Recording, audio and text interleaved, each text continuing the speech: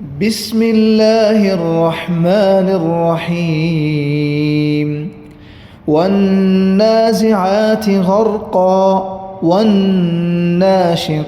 نشطا والسابحات سبحا فالسابقات سبقا فالمدبرات أمرا يوم ترجف الراجفة تتبعها الرادفة قلوب يومئذ واجفة أبصارها خاشعة يقولون أئنا لمردودون في الحافرة أئذا كنا عظاما نخرة قالوا تلك إذا كرة خاسرة فإنما هي زجرة واحدة فإذا هم بالساهرة هل أتاك حديث موسى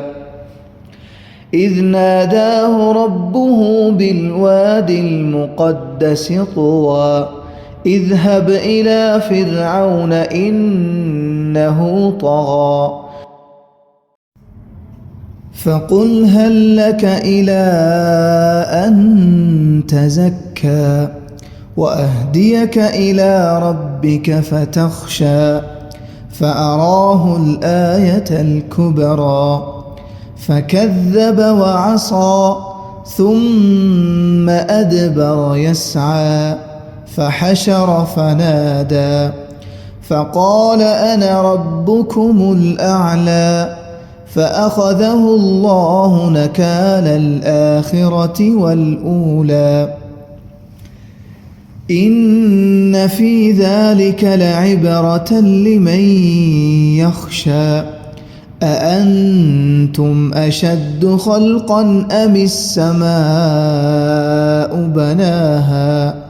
رفع سمكها فسواها وأغطش ليلها وأخرج ضحاها والأرض بعد ذلك دحاها أخرج منها ماءها ومرعاها والجبال أرساها متاعا لكم ولأنعامكم فإذا جاءت الطامة الكبرى يوم يتذكر الإنسان ما سعى وبرزت الجحيم لمن يرى